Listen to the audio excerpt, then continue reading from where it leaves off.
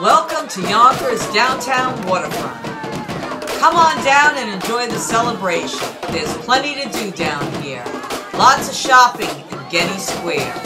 Come to the waterfront. There's plenty to see down here. You will love it. The Westchester News is on location in Yonkers downtown waterfront.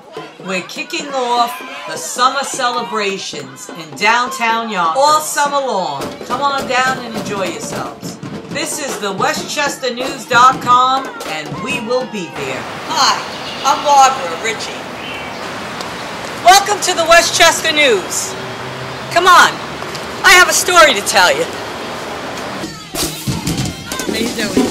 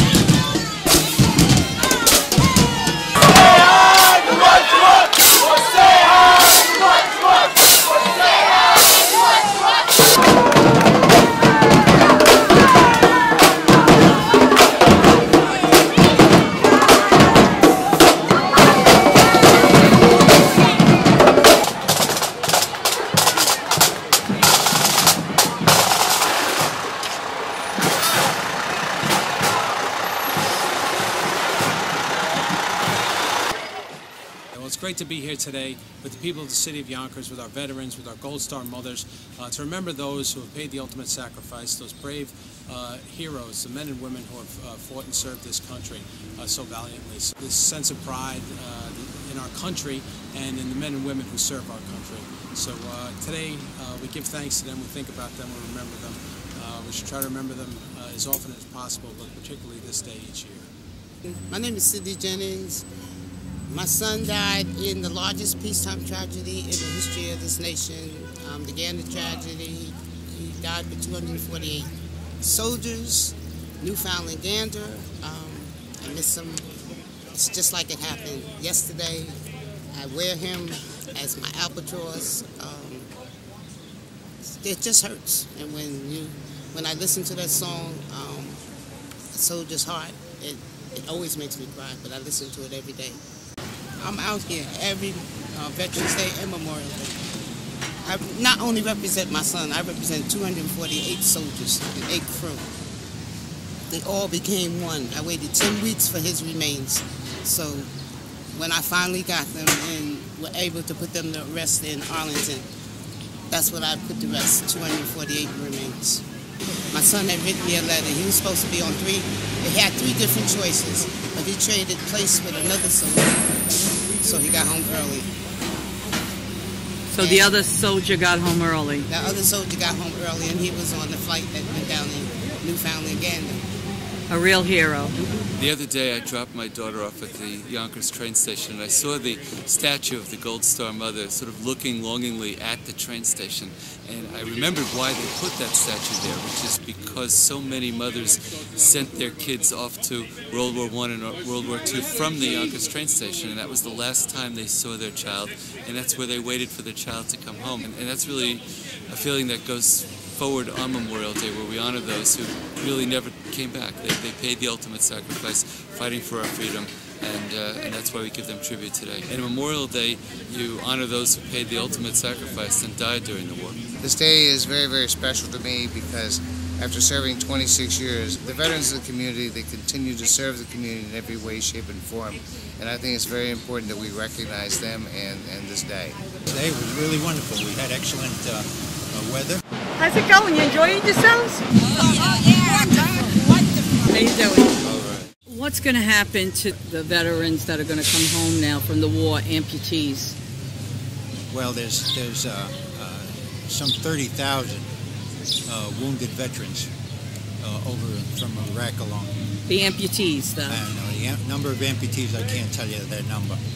There certainly are severe injuries, far more than we have in previous wars. But I did hear that if they don't enroll in the VA health system in the States, once they're out of the service, that they will, within the first 2 years of their being out, they will not have any health services at all. And that's pretty sad at this point. Again, we're looking for, there's a big group of us looking for mandatory health care for any veteran, anywhere. The budget for 2010 that the President is proposing at this point will be the highest ever for the VA. That's a very encouraging issue because we know that the VA hospitals are being closed everywhere, including our area. And again, we'll be lacking for services, we'll be lacking for anyone of the veterans be lacking for the ability to get health care. Is based on a number of people supporting it in Congress and the Senate and so on. There again, depending on where these people are coming from, we know that our legislation in federal level, there are very few veterans in that group. Therefore, they don't have it on their mind that there is, in fact, a need. So they put it aside. Why don't you get the veterans together and have some of them become candidates and run for office? Well, I don't know if that's a possibility. However, it's a good idea.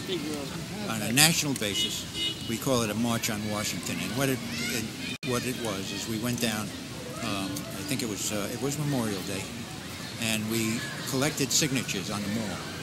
And we had something like 5,000 signatures in one day of people who agreed that the health needs of veterans need to be addressed, that the monies need to be increased, and more attention paid to veterans' needs.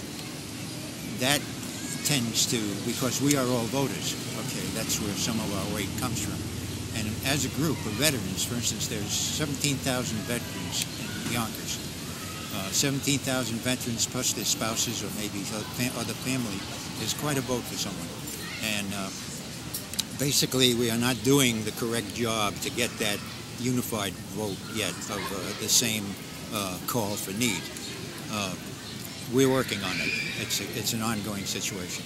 How do you feel about the United States government allows the children of veterans in World War II to be losing their homes and becoming homeless? It's an extremely sad situation that's going on right now regarding the foreclosures and the number of homes being lost.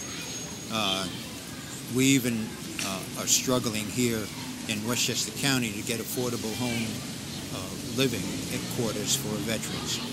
The Montrose area is a perfect example where we asked for a veterans village with veterans homes that when we suspect it's going to a private contractor who is going to build $1 million homes. Now that's not affordable homes for a veteran who is on an age.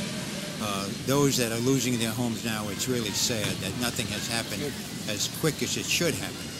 And we are in a situation that I don't know the answer, truthfully. I'm hoping there are minds and there are people with more knowledge, of course, than I have that will come up with the fact that there needs to be a reach out, not support the banks so they don't go under, but to support the people who support the banks.